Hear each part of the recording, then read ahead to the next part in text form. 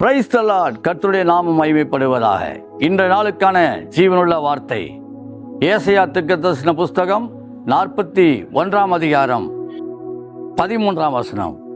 உன் தேவனாயிருக்கிற கர்த்தராகிய நான் உன் வலதுகையை பிடித்து பயப்படாதே, நான் உனக்கு துணை நிற்கிறேன் என்று சொல்லுகிறேன். அல்லேலூயா.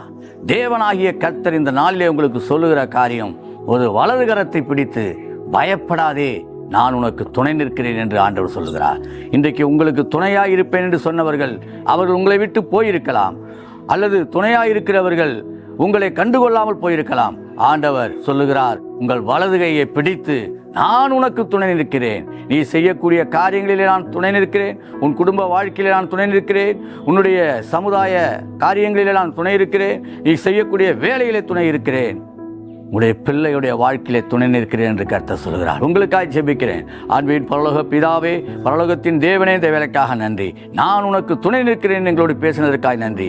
ஆண்டவரே, நீர் எங்களுக்கு துணையாக இருக்கும் பொழுது எந்த பிரச்சனைகளையும் எந்த போராட்டங்களையும் நாங்கள் சந்திப்பதற்கு எங்களுக்கு பலனை தரக்கூடியவராக இருக்கிறேன். நன்றி ஆண்டவரே. உடைய பிள்ளைகள் செய்கிற எல்லா வேலையும் ஆசீர்வதியும், போக்குவரத்தை எல்லாம் கர்த்தர் ஆசீர்வதியும். இயேசுவின் நாமத்தில் ஜெபிக்கிறோம் நல்ல பிதாவே. ஆமென், ஆமென், ஆமென்.